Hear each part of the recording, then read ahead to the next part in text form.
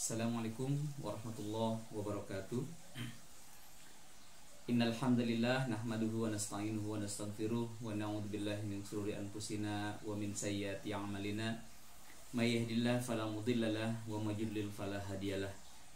Asyhadu an la ilaha illallah wahdahu la syarikalah wa asyhadu anna Muhammadan abduhu wa rasuluhu alladzi la nabiyya ba'dah.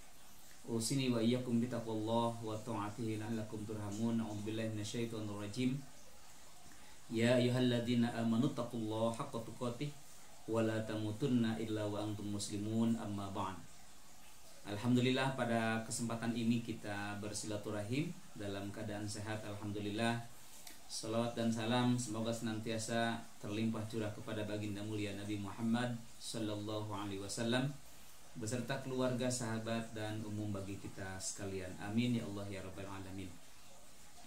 Ikhwat iman yang dimuliakan oleh Allah Subhanahu wa taala, di dalam Al-Qur'an surah Al-Mumtahanah surah ke-60 ayat 4 sampai 6, beberapa potongan ayat.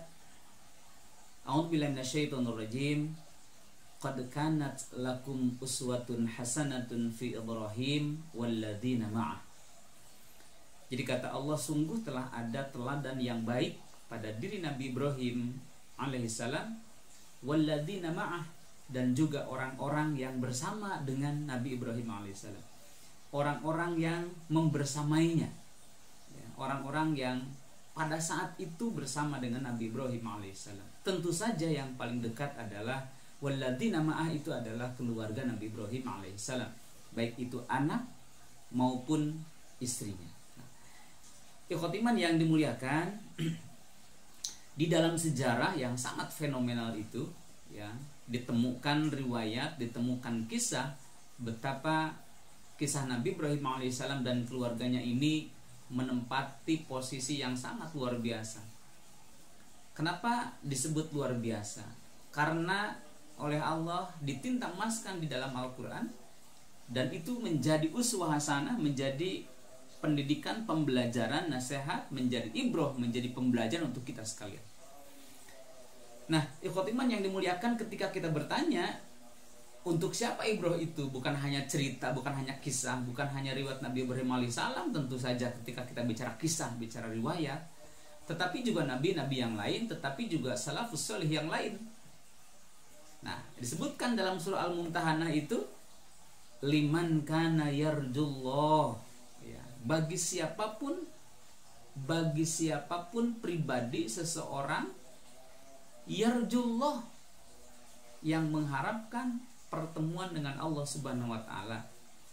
Bagi mereka yang yakin bahwa dirinya akan bertemu dengan Allah, bagi dirinya yang yakin bahwa pribadinya, keluarganya, siapapun ia yang dihidupkan oleh Allah, itu akan dipertemukan kembali kepada Allah Subhanahu wa taala. Liman kana yarjullah, mereka lah orang-orang yang yakin bahwa dari kisah tersebut ada pembelajaran. Yang kedua, kata Allah dalam ayat tersebut, wal yaumal akhir, dan orang-orang yang mengimani hari akhir, hari kebangkitan, hari pembalasan, mizan Allah Subhanahu wa taala. Jadi sungguh kata Allah, sudah ada teladan yang baik, contoh yang baik dari pribadi Nabi Ibrahim, walladzina ma'ah, dan orang-orang yang bersama dengannya, liman kana yarjullaha wal yaumal akhir. Tapi orang yang yakin akan bertemu dengan Allah, akan kembali kepada Allah, dan wal yaumal akhir, dialah orang-orang yang akan mendapatkan pembelajaran, ya, pembelajaran dari kisah Nabi Ibrahim alaihissalam. Ya, khotiman yang dimuliakan, ketika kita bertanya, kira-kira ibroh seperti apa? Keistimewaan seperti apa yang dimiliki oleh Nabi Ibrahim alaihissalam dan keluarganya, sehingga kemudian menjadi uswah, menjadi pembelajaran. Dari kisah tersebut ada kisah, ada nasihat, ada iktibar yang bisa kita ambil.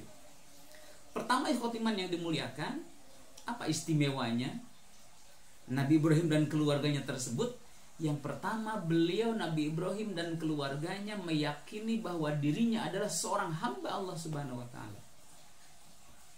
Nabi Ibrahim itu seorang nabi, ya, pembawa berita dari Allah. Nabi Ibrahim itu seorang rasul, utusan Allah Subhanahu wa taala.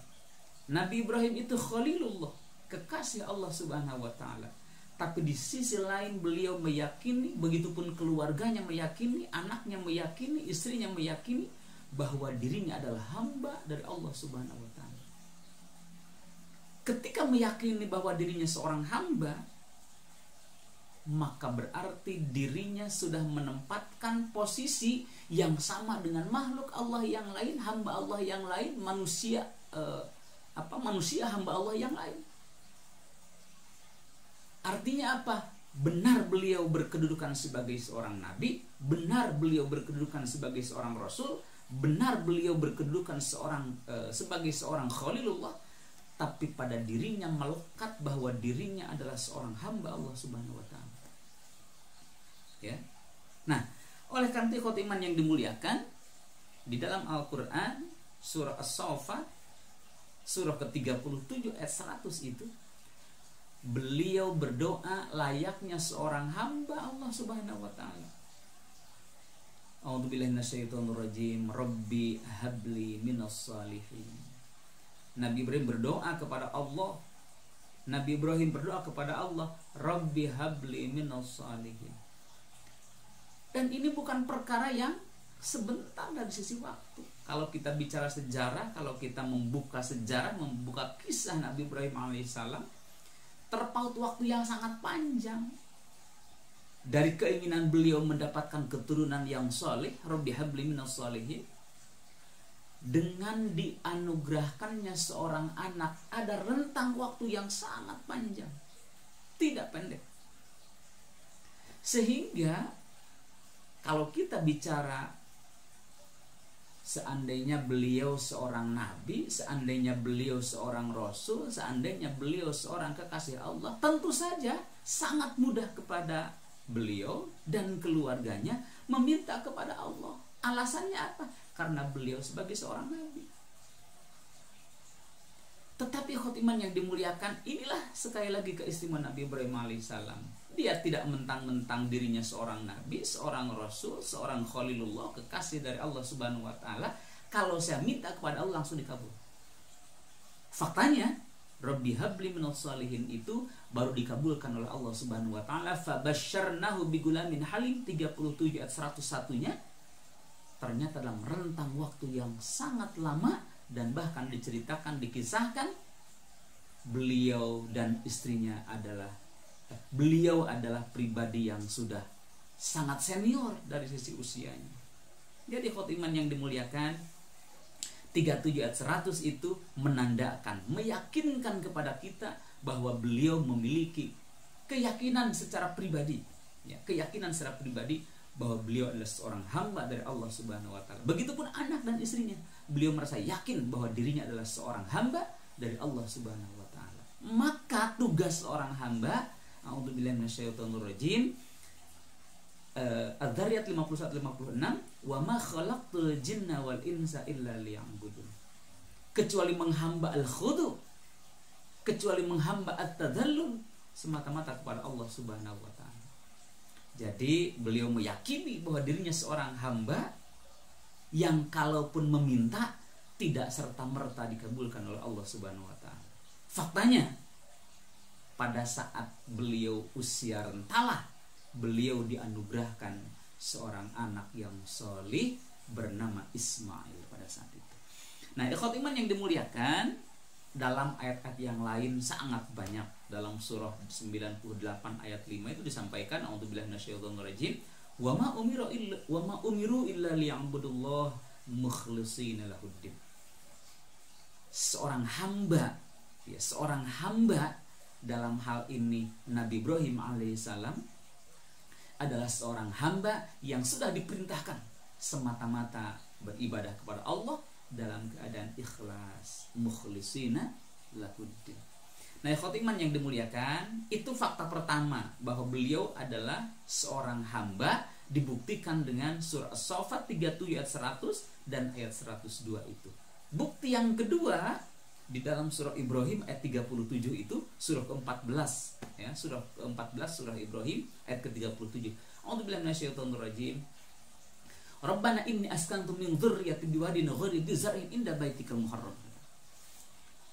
Jadi ketika Ismail terlahir, ya, ketika Ismail kecil terlahir, pada saat itulah Allah perintahkan, Allah berikan wahyu kepada Nabi Ibrahim alaihissalam untuk membawanya dan untuk menempatkannya di sebuah lembah yang tidak berpenghuni.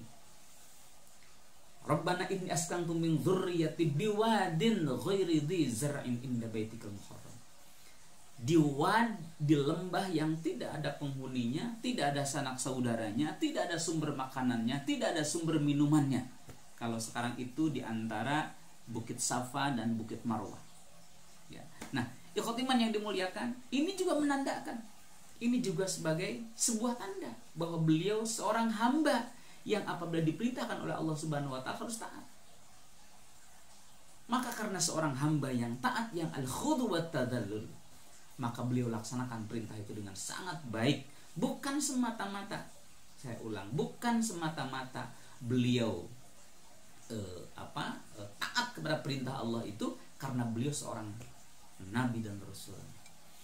Itu yang pertama ya khotiman yang dimuliakan, bahwa keistimewaan sehingga kemudian diambil ibrah, bisa diambil ibrah pembelajaran yang baik. Walladzina ma'ah, dari Nabi Ibrahim, walladzina ma'ah, beliau meyakini dia adalah hamba dari Allah Subhanahu wa taala. Yang kedua ya khotiman yang dimuliakan, ada totalitas kepasrahan, totalitas ketaatan kepada Allah Subhanahu wa taala. Inilah kisah Nabi Ibrahim alaihissalam, kisah Nabi Ibrahim dan keluarganya yang memiliki totalitas keyakinan, totalitas kepasrahan, totalitas ketaatan semata-mata kepada Allah Subhanahu wa taala. Ikhwatiman yang dimuliakan, maknanya apa ini? Maknanya ada kepatuhan yang sangat dalam, kepatuhan yang sangat luar biasa dari seorang hamba kepada Allah, dari seorang makhluk kepada kholiknya, dari seorang hamba kepada sayyidnya. Itulah Nabi Ibrahim alaihissalam dan keluarganya. Maka apapun yang datang sebagai ujian, apapun yang datang sebagai musibah, di antaranya tadi harus disimpan biwadin ghairi dzi zar'in inda baitikal muharram, bahwa ujian atau musibah ia anggap sebagai tahapan untuk menggapai kemuliaan. Saya ulang, ujian musibah yang dihadapi oleh Nabi Ibrahim walladzina ma'ah, ia anggap sebagai tahapan untuk menggapai kemuliaan. Ya, luar biasa. Coba lihat dalam surah As-Saffat 37 ayat 102 ayat 103. Ya. Fabasyarnahu bigulamin halim, ayat 101-nya, 102-nya 102-nya fabasyarnahu bigulamin halim, 103-nya falamma balagha ma'ahu sa'ya qala ya bunai inni ara fil manami anni azbahuka fanzur madza tara. Ayat ini menggambarkan betapa ikhwat iman yang dimuliakan, ada totalitas kepasrahan seorang hamba kepada Allah, seorang makhluk kepada Al-Khaliq. Ketika diberitakan kabar gembira kata Allah dengan kelahiran seorang anak, ya, fabasyarnahu bigulamin halim, seorang anak yang soleh, seorang anak yang luar biasa, seorang anak yang berperangai luar biasa di mata di mata keluarga dan di mata Allah. Tetapi kemudian apa? Titah Allah, perintah Allah, wahyu Allah. Falamma balagha ma'ahu sa'ya qala ya bunai inni ara fil manami anni azbahuka fanzur madza tara. Ketika menginjak usia di mana bisa membantu ayahnya, membantu keluarganya, Ismail kecil yang sudah bisa membantu keluarganya, kemudian disampaikanlah berita, ya, disampaikanlah nabah, berita dari Allah Subhanahu wa taala, wahyu dari Allah Subhanahu wa taala, saya mengorbankanmu. Kata Nabi Ibrahim, wahai anakku, saya bermimpi mengorbankanmu. Fanzur madza tara, bagaimana pendapatmu? Inilah kemudian yang sangat luar biasa yang saya sampaikan. Bahkan berikutnya ayat 104-nya, falamma aslama wa tallahu lil jabin.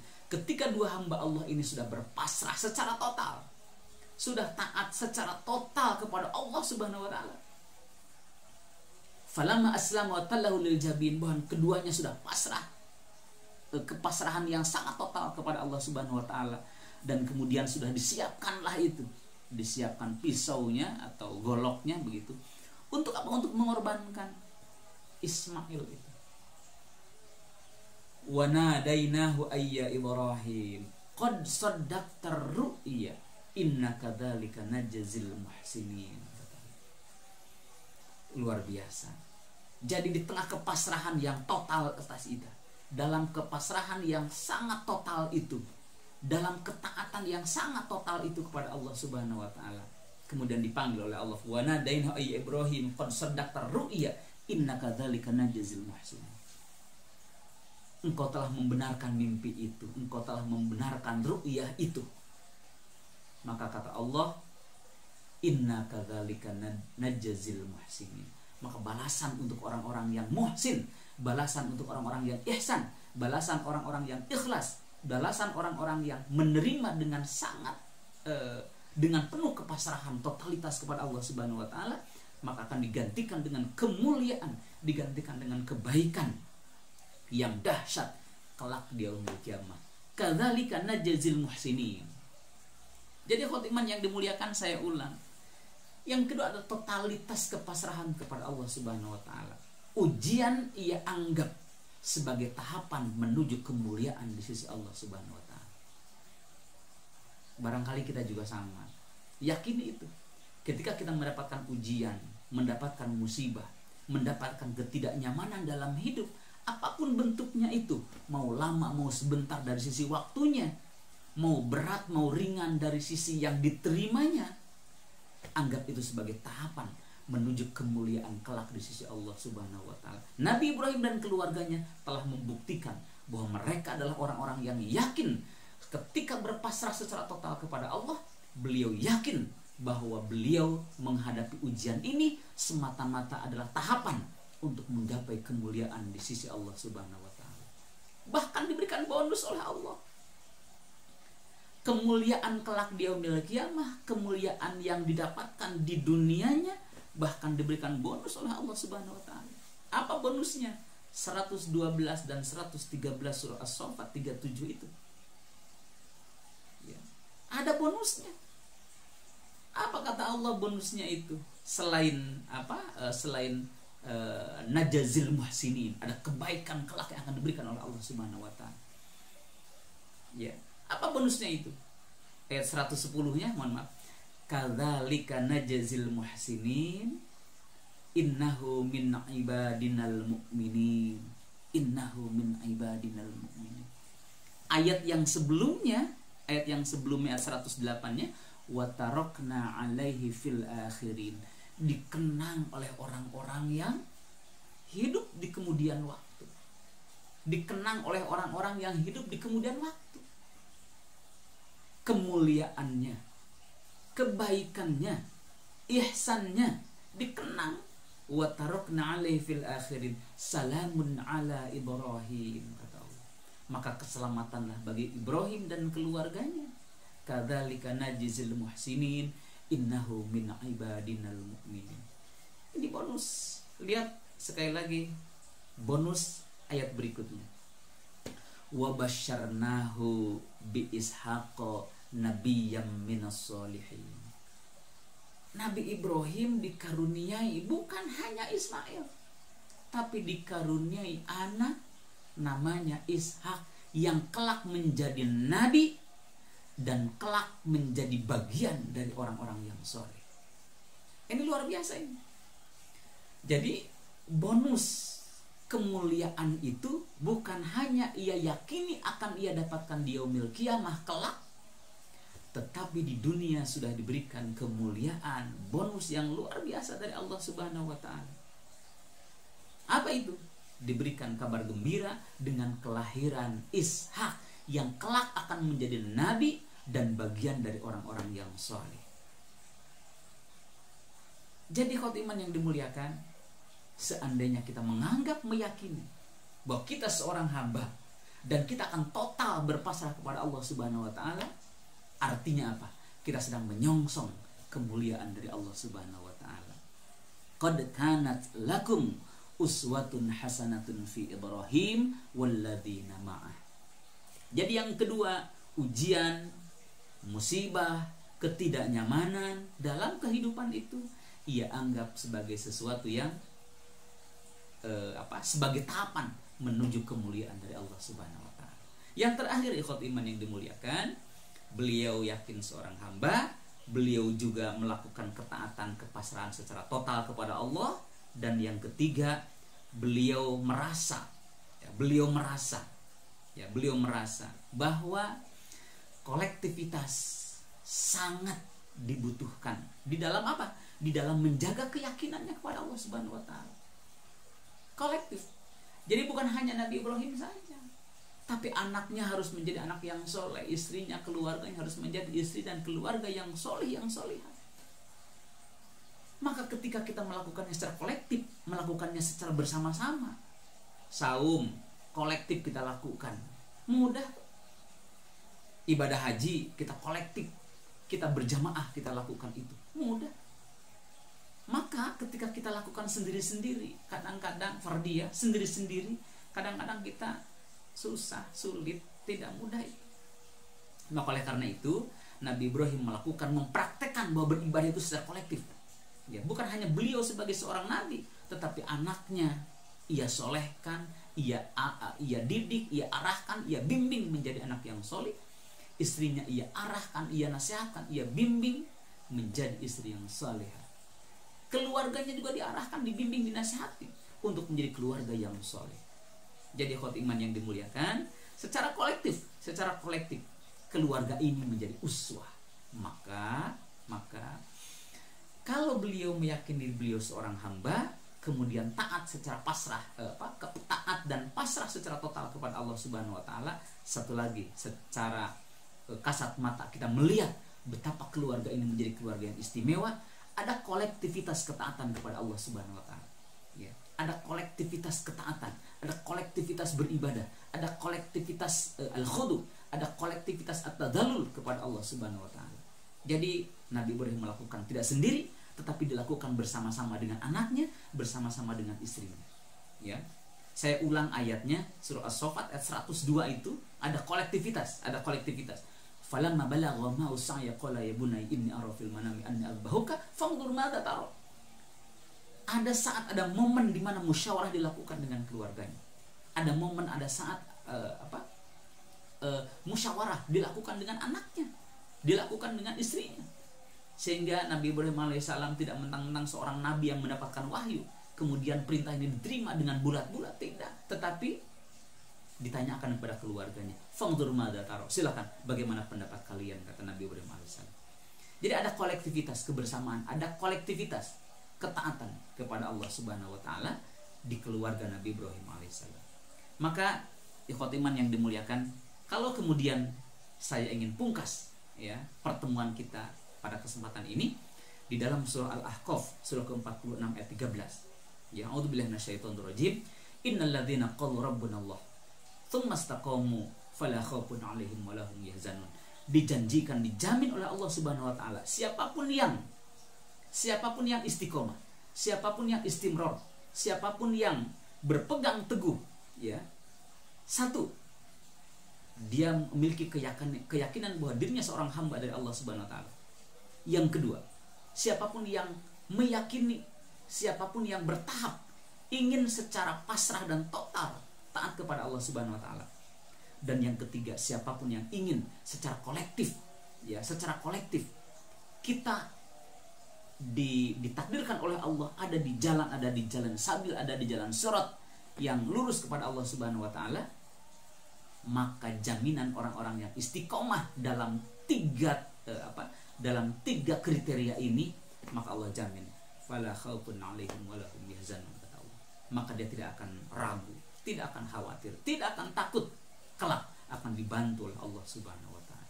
Jadi ikhwat iman yang dimuliakan, Nabi Ibrahim alaihissalam telah menunjukkan betapa ada uswah, betapa ada keteladanan yang baik. Begitupun pada keluarganya, teladan yang baik. Dia meyakini seorang hamba, dia taat dengan ketaatan yang total kepada Allah, dan ada ketaatan secara kolektif di keluarganya. Maka itulah keistimewaan keluarga Nabi Ibrahim alaihissalam yang patut menjadi uswah bagi kita hari ini. Ikhwatiman yang dimuliakan, barangkali itu saja yang bisa saya sampaikan. Semoga bermanfaat untuk saya dan keluarga dan bisa dimanfaatkan oleh kita bersama. Rabbana hab lana min azwajina wa dzurriyyatina qurrata a'yun waj'alna lil muttaqina imama. Rabbi habli minas sholihin, Rabbi habli minas sholihin, Rabbi habli minas sholihin. Rabbana atina fid dunya hasanah wa fil akhirati hasanah wa qina adzabannar. Subhana rabbika rabbil izzati amma yasifun wa salamun alal mursalin walhamdulillahi rabbil alamin. Wal 'afwu minkum wassalamu alaikum warahmatullahi wabarakatuh.